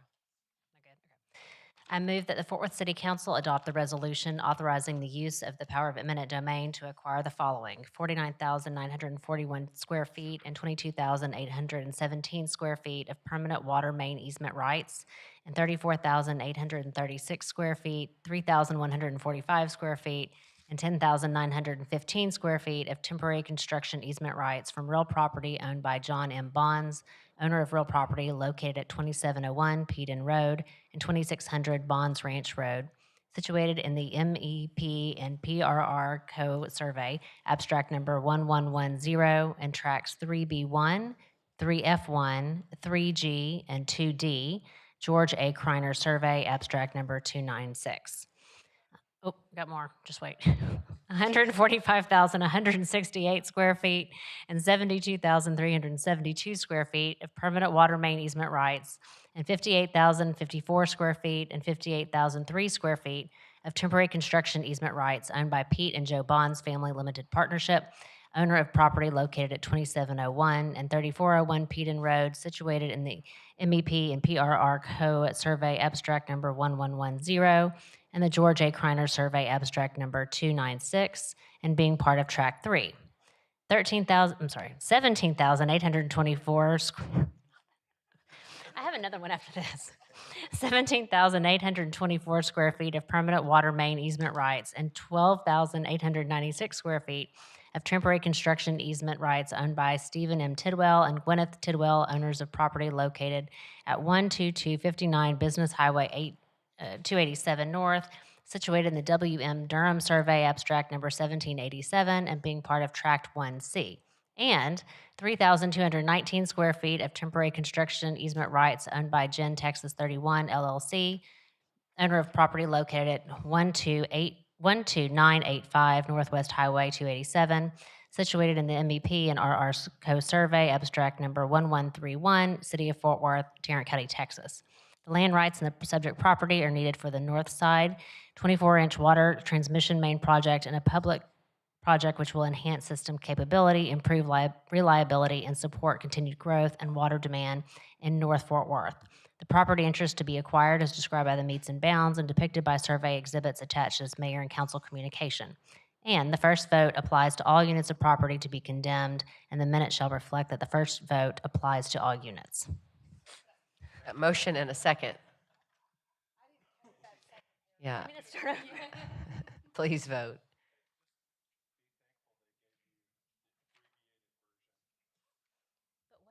Councilmember Hall stepped away. Thank you. Motion carries. Next is MNC 25-1163. I move that the Fort Worth City Council adopt the resolution authorizing the use of the power of eminent domain to acquire the following: 7,961 square feet of permanent water main easement rights and 47,575 square feet of temporary construction easement rights owned by the ADG Capital Holdings Limited, owners of property located at 2701 Peden Road, City of Fort Worth, Tarrant County, Texas, situated in the Memphis, El Paso, and Pacific Railroad Company, survey abstract number 1109, City of Fort Worth, Tarrant County, Texas, and 9,150 square feet of permanent water main easement rights and 11,032 square feet of temporary construction easement rights owned by VLMC Incorporated, owners of property located on the western line of Boat Club Road, south of Robertson Road, City of Fort Worth, Tarrant County, Texas, and situated in the William E. Conwell Survey abstract number 346, City of Fort Worth, Tarrant County, Texas, and 8,118 square feet of permanent water main easement rights and 12,181 square feet of temporary construction easement rights owned by Gene Longspa, owner of property located at 6984 Boat Club Road, City of Fort Worth, Tarrant County, Texas, and being a portion of Tract 2 out of the William E. Conwell Survey abstract number 342, City of Fort Worth, Tarrant County, Texas, and 1,216 square feet of permanent water main easement rights and 1,819 square feet of temporary construction easement rights owned by Jerry Longspar, Theodore Bucky, and Josephine Bucky, owners of property located at 6984 Boat Club Road, Tarrant County, Texas, situated in the William E. Conwell Survey abstract number 342, City of Fort Worth, Tarrant County, Texas, and 19,579 square feet of permanent water main easement rights and 27,271 square feet of temporary construction easement rights owned by VLMC Incorporated, owners of property located on the northern line of Robertson Road, east of Boat Club Road, City of Fort Worth, Tarrant County, Texas, and being a portion of the A.S. Roberts Survey, abstract number 1262, City of Fort Worth, Tarrant County, Texas, and 11,400 square feet of 11,000 square feet of permanent water main easement rights and 17,099 square feet of temporary construction easement rights owned by the villages of Eagle Mountain Owners Association, owners of property located at 6359 Eagle Pier Way, City of Fort Worth, Tarrant County, Texas, being Lot 1X, Block 8, Villages of Eagle Mountain, and in addition to the City of Fort Worth, Tarrant County, Texas, and 42,417 square feet of permanent main easement rights and 69,234 square feet of temporary construction easement rights owned by the We Buy Land LLC, owners of the property located at 7350 Lake Country Drive, City of Fort Worth, Tarrant County, Texas, and being Lot 1, Block 1 of the Paul Krause Edition, in addition to the City of Fort Worth, Tarrant County, Texas. This property is necessary for the North Side 3 54-inch water transmission main Phase 1 project that will move potable water from the Eagle Mountain Water Treatment Plant to our retail customers in North Fort Worth, as well as wholesale customers that border our northern city limits. The property interest is to be acquired is described by the meets and bounds and depicted by survey exhibits attached to this mayor and council communication. The first vote applies to all units of property to be condemned, and the minutes shall reflect that the first vote applies to all units. Motion and a second. I feel like legal is punking us. I know. Motion, please vote. Motion carries. Next is MNC 25-1169. Councilmember Crane.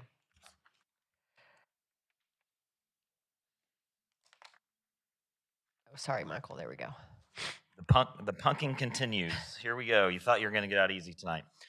I move that the Fort Worth City Council adopt the resolution authorizing use of the power of eminent domain to acquire 2.174 acres of land in permanent easement and approximately 2.524 acres for a temporary easement acquisition from real property owned by Lago Cantera LLC. Subject property is located at 4905 Corriente Lane in the T.G. Zachary Survey Abstract number 1759 and F.M. Wales Survey Abstract number 1637, City of Benbrook, Tarrant County, Texas. The land rights in the subject property are needed for the Marys Creek Force Main, a public use that provides for transporting wastewater to the future Marys Creek Water Reclamation Facility in order to treat wastewater produced in the rapidly developing western part of the city. Property interest to be acquired is described by meets and bounds and depicted by survey exhibits attached to this mayor and council communication. Motion and a second. Council, please vote.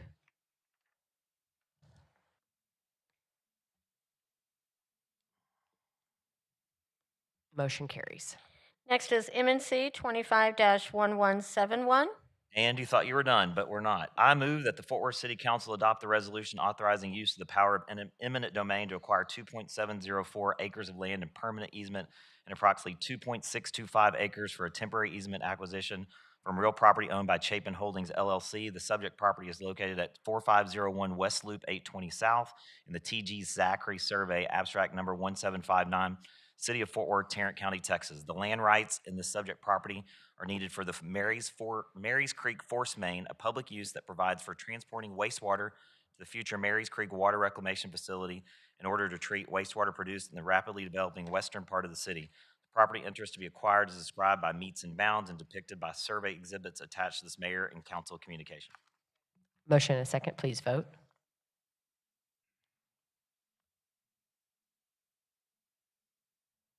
Motion carries. Next is MNC 25-1173. Councilor Martinez. Councilor, there we go. Hello. Okay. I'd like to thank staff for making this acquisition possible and preserving more native prairie land in District 11. I enthusiastically move to approve. Motion and a second. Please vote.